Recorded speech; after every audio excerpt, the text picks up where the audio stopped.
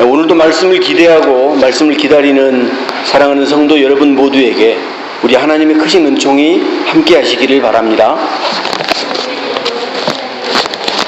네.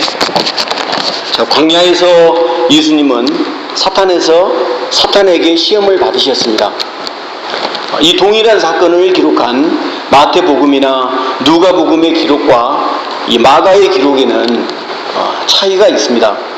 첫 번째 차이는요, 마태와 누가복음에는 예수님이 예수님을 시험하는 그 사탄의 시험이 세 가지였다고 기록하고 있는데요, 마가복음은 그것을 언급하고 있지 않습니다.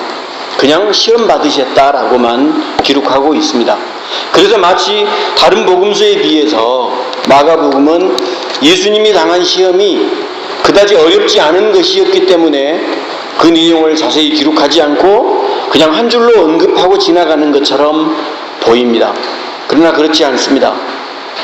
그 이유가 마가의 기록이 다른 복음서와 다른 두 번째 이유에서 나타나는데요, 마태와 누가는 예수님께서 광야에서 40일 동안 금식하셨고 40일 금식 끝난 다음에 사탄이 나타나서 세 차례 시험을 했다고 기록하고 있습니다. 그러나 마가복음의 기록은요, 예수님이 광야에 계시는 40일 동안 사탄에게 시험을 받으셨다고 기록하고 있습니다. 즉 40일 내내 예수님은 광야에서 사탄에게 시달리셨다는 얘기죠. 그게 13절의 말씀이죠.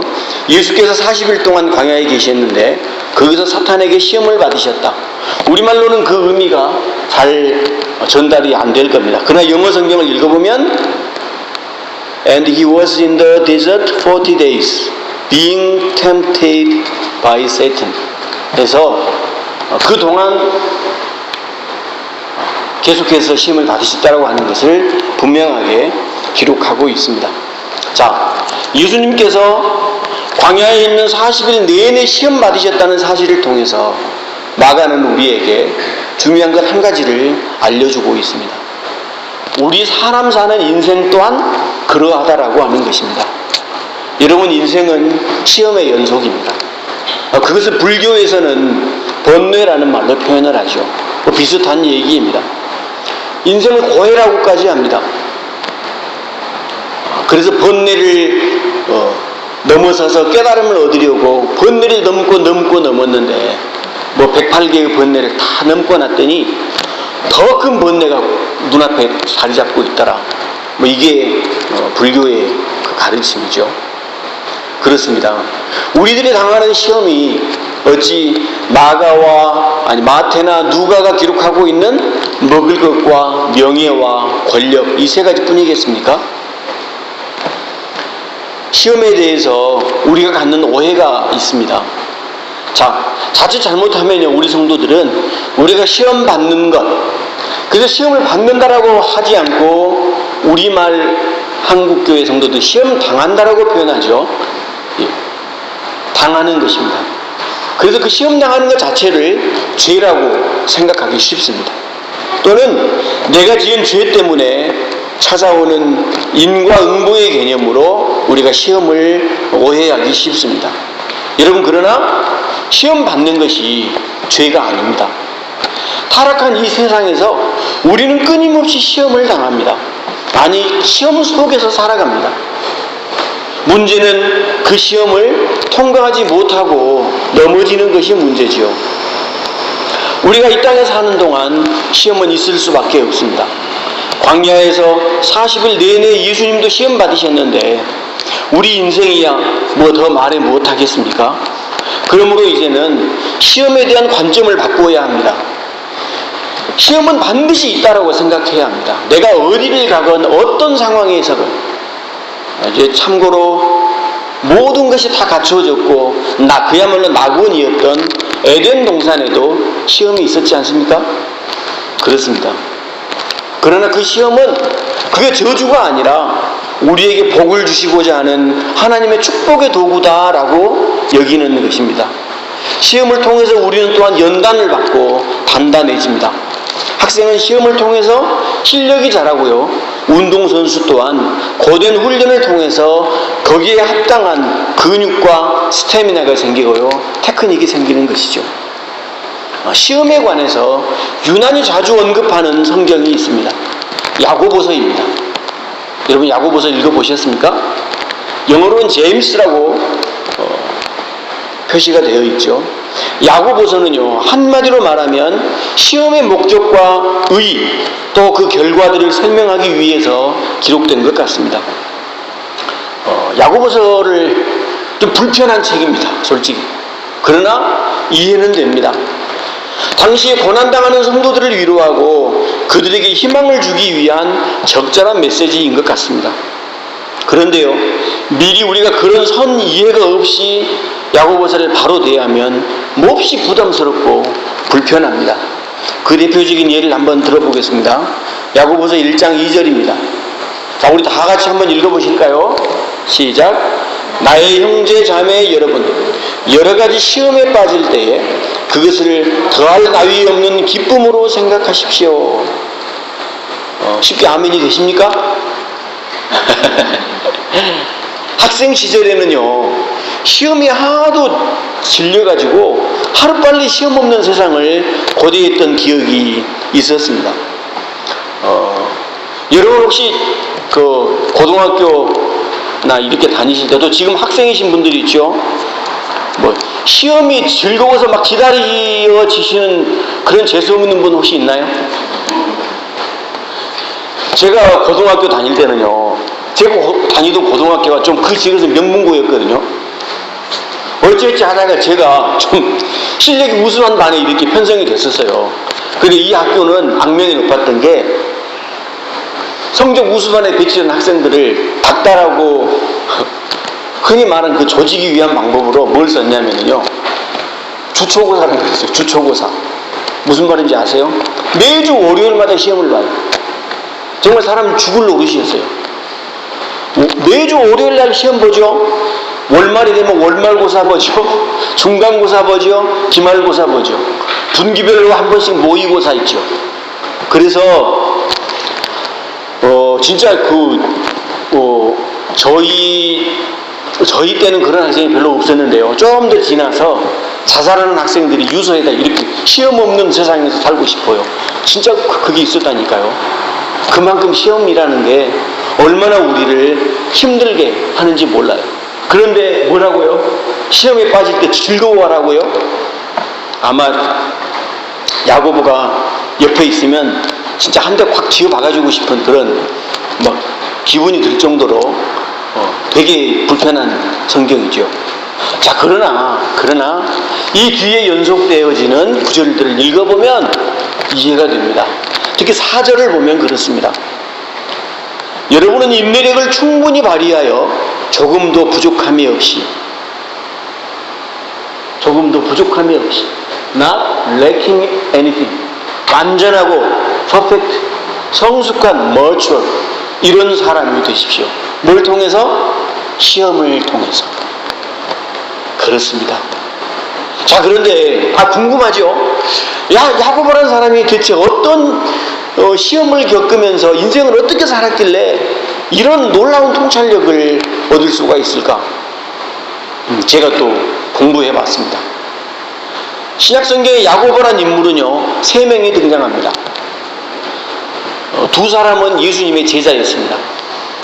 먼저 세베대의 아들이며 요한의 형제였던 야고보 사도가 등장합니다.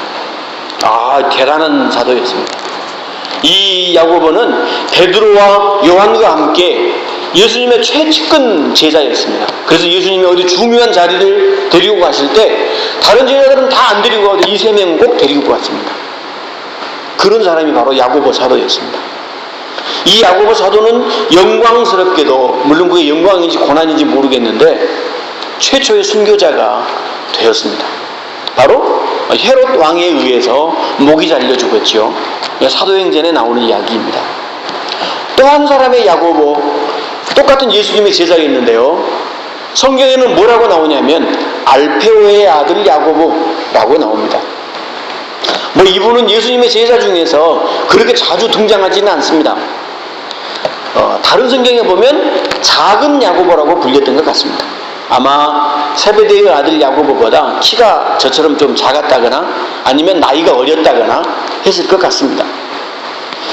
그러나 초대 교회의 역사에 의하면요, 이 알페의 아들 야고보 사도는 페르시아 지방에서 선교하다가 산채로, 좀 듣기가 그런데요, 살아있는 채로 톱질을 당해서 순교했다고 합니다. 아유, 정말 좀 이렇게, 그렇죠? 예, 이런 기록이 있습니다. 자, 야고보서를 기록한 야고보는 제3의 인물입니다. 이 야고보는요, 다름 아닌 예수님의 동생 야고보였습니다. 예수님의 친동생이었습니다. 그는 평소에 형 예수를 믿지 않았습니다. 그러나 예수님이 십자가에서 죽으시고 부활하신 이후에 사도가 되었습니다. 그리고 예수님의 승천 이후에는요, 예루살렘 교회의 지도자가 되었던 위대한 인물이었습니다. 여러분, 그래서 상식적으로 로마 가톨릭 교회에서 초대 교황을 누구라고 인정하죠? 초대 교황.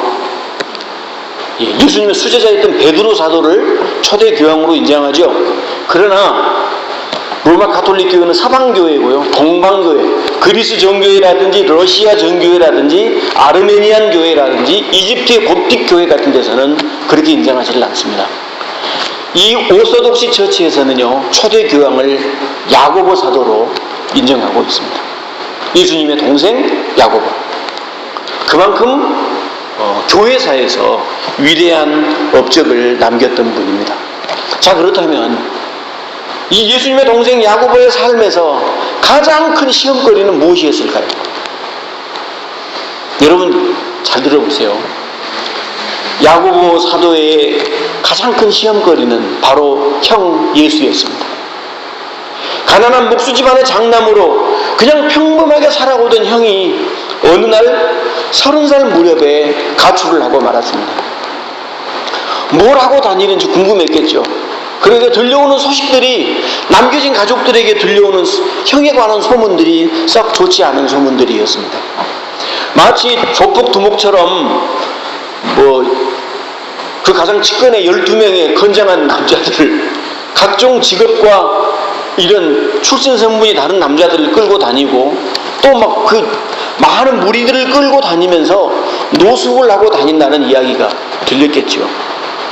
또 다른 이야기는요, 형 예수가 그 일당들을 끌고 다니면서 주로 나타나는 곳이 상갓집이나 결혼식 잔치집에 우르르 몰려와서 거기에 있는 술도 막 다 마셔버리고, 먹을 것도 음식도 막 아주 막 개걸스럽게 이렇게 다 먹어버리고 이랬던 것 같습니다. 오늘 우리의 시각으로 보면 딱 동네 좀 건달 비슷하게 그런 시각으로 그때 당시에는 인식이 되었겠죠. 여러분, 오죽했으면은요, 사람들이 야고보에게 들려오는 형의 별명 들려왔습니다. 뭐라고요? 야, 네 형은 먹보고 술꾼이라고 불려. 이렇게 말입니다. 더 심각한 것은요, 자신을 하나님의 아들이라고 하면서 귀신 들린 사람들을 가까이 하고, 당시에는 저주받은 사람들이라고 해서 격리되고 있었던 문둥병자들, 창녀들과 친구를 하면서 다닌다라고 하는 이런 소문들이었습니다. 야고보를 비롯한 이 가족들은요, 급기야 형이 미친 사람이라고까지 생각을 하게 되었습니다. 그래서 미쳐서 돌아다니는 형을 잡아서 집에 좀 가두려고까지 했었습니다. 마가복음 3장 21절입니다. 제 말이 과장이 아닙니다. 예수의 친족들이 듣고 그를 붙들러 나오니 왜 그랬다고요? 이는 그가 미쳤다 함일러라. 즉, 사람들이 예수님의 가족들에게 제발 저 미친 너희 형 돌아다니게 하지 말고 좀 집에 놔둬 좀 가둬라, 이렇게까지 들렸던 것이죠. 여러분 입장을 한번 바꿔놓고 생각해 보십시오. 여러분이 그 야고보의 입장이라면 이런 비유를 해서 좀 죄송합니다. 만약에 여러분의 가족 중에 뭐 이렇게 좀 정신적으로 심한 질환을 알아서 막 맨날 막 여기저기 웃고 다니고 뭐 주워 먹고 다니고 막 사람들 이상한 짓 하고 다니고 하면 어떻겠어요? 일단 창피하겠죠. 여러분 고통스럽지만 부끄럽다는 생각이 들겠죠. 바로 그랬을 것입니다. 야고보 사도는 어쩌면 형 예수가 자신의 발목을 붙잡는 존재라고 생각했을 것입니다. 그뿐이 아닙니다. 이 형은 또 사사건건 정치인들과 기득권을 가진 종교 지도자들에게 과격한 발언을 서슴지 않았습니다. 욕설을 퍼부어댔고요. 그래서 그들의 표적이 되었습니다. 형의 주장이 옳고 그르다는 것은 나중 문제였겠죠. 야고보와 가족들이 부딪힌 두 번째 문제는 그 형 예수 때문에 받게 되는 압박입니다. 바리새인과 사두개인이나 제사장으로 대표되는 이 기득권 세력들이 압박을 넣었겠죠. 네 가족 우리가 죽여버릴 수도 있어. 빨리 조치하지 않으면, 이런 것이죠. 여러분, 며칠 전에 한국에서는 의미 있는 두 가지의 사건이 있었습니다. 여러분, 가장 의미 있는 사건이 뭐죠? 요즘에 김연아가 금메달을 따냐 못 따냐요. 거기에 모든 시선이 막 또 빅토르 아니 금메달을 땄다더라, 그 여자친구가 이쁘다더라, 이런 것에 관심이 다 쏠려 있어서 여러분 혹시 아실지 모르겠는데요, 두 가지의 사건이 있었습니다. 오래전에 있었던 공안 사건들에 대해서 재심이 진행되었는데 법원에 의해서 그게 무죄 판결이 난 사건이 있었습니다. 첫 번째는 강기훈 씨라는 사람이 유서를 대신 작성해 줬다라고 하는 사건인데요, 23년 전의 일이었습니다. 1991년에 한 대학생이 군사독재에 항거하다가 그만 몸에 휘발유를 붓고 분신 자살을 했습니다. 자, 그런데 검찰은요, 그 자살한 학생이 유서를 대신 작성해주고 자살을 도운 배우가 있다라고 발표했고요, 그 사건을 조작하게 되었죠. 그래서 그 배우로 강기훈 씨라는 사람을 붙잡아서 그 사람은 나는 결백하다고 주장했음에도 불구하고 3년간 감옥을 살고 나왔습니다. 분신한 학생의 유서와 강기훈 씨의 필적이 같다고 해서 자살 방조죄를 적용했는데요, 23년이 지난 이번에 재심에서 밝혀진 것은 국과수의 필적 감정이 가짜였다, 엉터리였다. 그래서 무죄가 선고가 되었습니다. 또 하나는 한국에서 화제가 되고 있는 영화 변호인의 그 배경 사건이 되었던 불임 사건입니다. 이 사건이 1981년에 일어났으니까 무려 33년 전의 일입니다. 그때 부산 지역의 청년들이 사회과학 책을 읽고 토론하는 독서 모임이 있었는데요, 이들을 붙잡아서 국사범을 만들었던 대표적인 조작 사건이었습니다. 그리고 그 붙잡힌 학생들에게 2년에서 7년까지의 실형이 선고되었습니다. 그런데 이번에 재심을 청구한 5명에게 무죄가 선고되었습니다. 여러분, 가슴 아픈 역사입니다. 심각한 것은요, 이번에 무죄를 받은 강기훈 씨는 억울한 옥살이 후유증 때문에 몇 년 전부터 간암을 얻어서 지금 힘겨운 죽음과의 싸움을 하고 있고요, 불임 사건의 피해자의 경우는 더 심각한 상황입니다. 그들은 그때 당시에 20대의 젊은 나이에 대공분실을 지하실에 끌려가서 거짓 자백을 받아내리는 중앙정보부의 수사관들에게 적게는 20일에서 길게는 60일이 넘도록 가혹한 고문을 당했기 때문입니다. 여러분, 이제 살펴봐야 할 것은 그 가족들의 심정입니다. 자, 여러분, 불임 사건의 피해자의 가족 중에 한 사람이 성교육 강사로 대표적으로 알려진 구성애 선생입니다. 구성애 선생의 남편이 서울대 출신인데요, 느닷없이 사라졌다가 공산주의자로 둔갑해서 감옥에 갇혀서 감옥을 살고 나왔고요, 그 고문의 후유증 때문에 고통을 겪고 있는데 바라보는 가족들의 심정을 그분이 한번 고백한 적이 있었습니다. 듣는 사람이 정말 눈물이 저절로 날 정도의 그런 아픔이었습니다.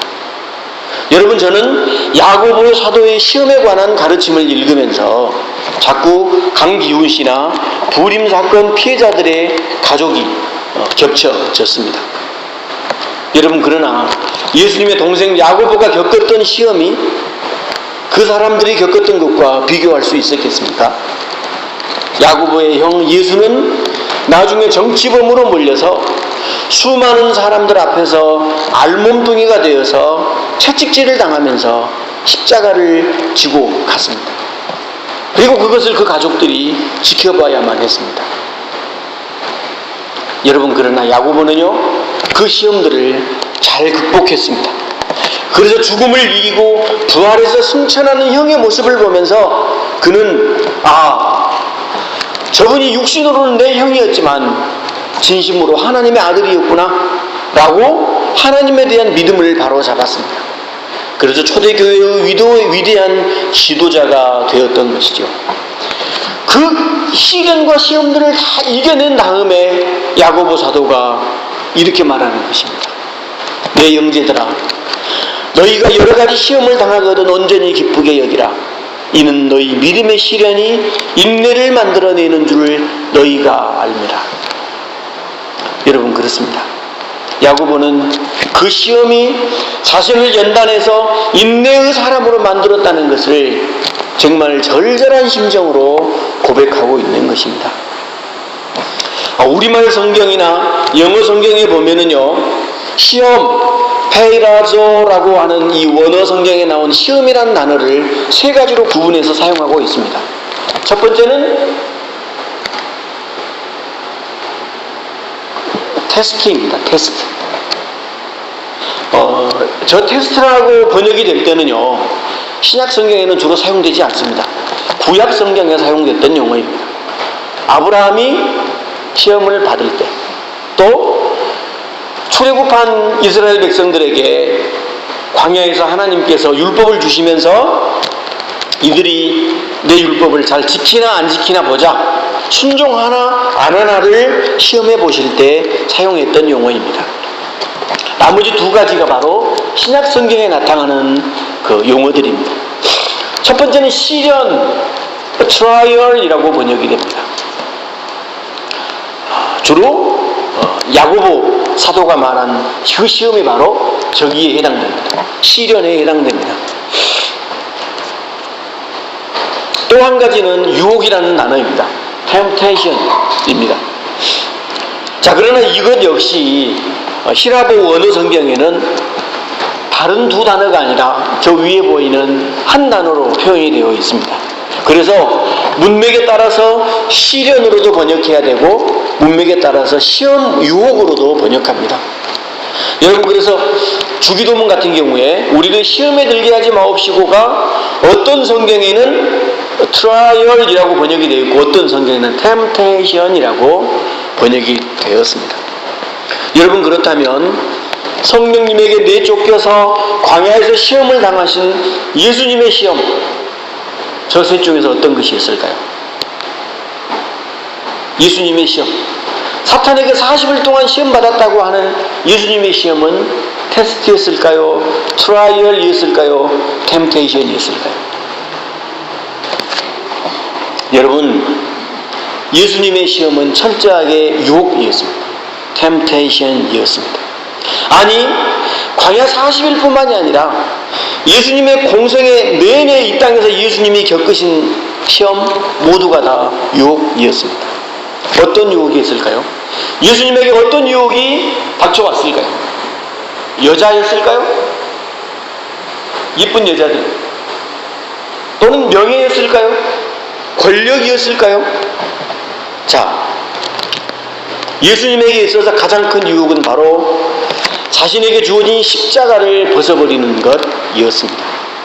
그래서 예수님은 이렇게 기도하기도 했습니다. 아버지여, 할 수만 있다면 이 잔을 내게서 거두어 주십시오. 이 잔이 무엇입니까? 날이 새면 붙잡혀서 고난당하고 십자가에 못 박히는 것이죠. 그리고는 십자가에서 고통 가운데 숨을 거두시던 그 순간에 큰 소리를 지르셨습니다. 엘리 엘리 라마 사박다니, 나의 하나님 나의 하나님 어찌하여 나를 버리십니까? 하나님에게까지 버림받는 듯한 고통. 아마 광야에서 예수님을 유혹했던 사탄은요, 십자가에서 못 박혀 돌아가실 때 그 순간에도 예수님의 귓가에서 계속 속삭였을 것입니다. 이봐, 하나님의 아들, 너 여기서 지금 뭐하고 있어? 당장 내려와. 너를 못 박아서 십자가에 매단 저놈들에게 본때를 한번 보여줘봐. 너에게 한때는 빵을 얻어먹고 병고침을 받고 죽었다 살아난 기적을 선물 받고서도 너를 십자가에 못 박으라고 외쳤던 저 파렴치한 배신자들을 다 쓸어버려. 너를 위해 목숨까지도 바치겠다고 맹세해 놓고서는 너를 배신하고 뿔뿔이 도망쳐버린 제자놈들 매운맛을 좀 보여줘봐. 지금 내려와 빨리. 여러분, 그러나 예수님은 그 유혹을 이겨내셨습니다. 마가복음 1장에 기록된 예수님의 광야에서의 시험이 바로 그 십자가에서 증명되었던 것입니다. 성도 여러분, 우리가 시험을 당할 때 붙잡아야 할 말씀이 있습니다. 고린도전서 10장 13절입니다. 사람이 감당할 시험 밖에는 너희에게 당한 것이 없나니 오직 하나님은 미쁘사 너희가 감당치 못할 시험 당함을 허락지 아니하시고 시험 당할 즈음에 또한 피할 길을 내사 너희로 능히 감당하게 하시느니라. 성도 여러분, 하나님은 우리가 감당할 만한 시험을 주신다는 겁니다. 그리고 하나님은 피치 못하게 발생한 이 시험을 통해서 우리를 연단하고 축복의 도구로 바꾸시는 것입니다. 더구나 우리가 그 시험을 이길 수 있도록 충분한 능력을 공급해 주신다는 것입니다. 예수님께서 40일 내내 광야에서 시험을 받으셨지만 거기에는 사탄만 있었던 것이 아니죠.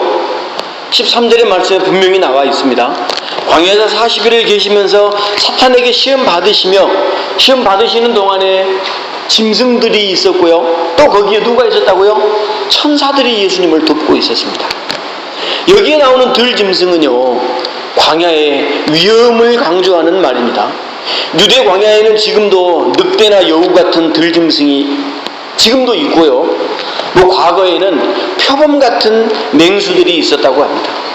그러나 그 위험 속에서 우리에게 위로를 주는 말씀이 뭐냐면요, 천사가 그 곁에 계시면서 예수님을 도왔다는 것입니다.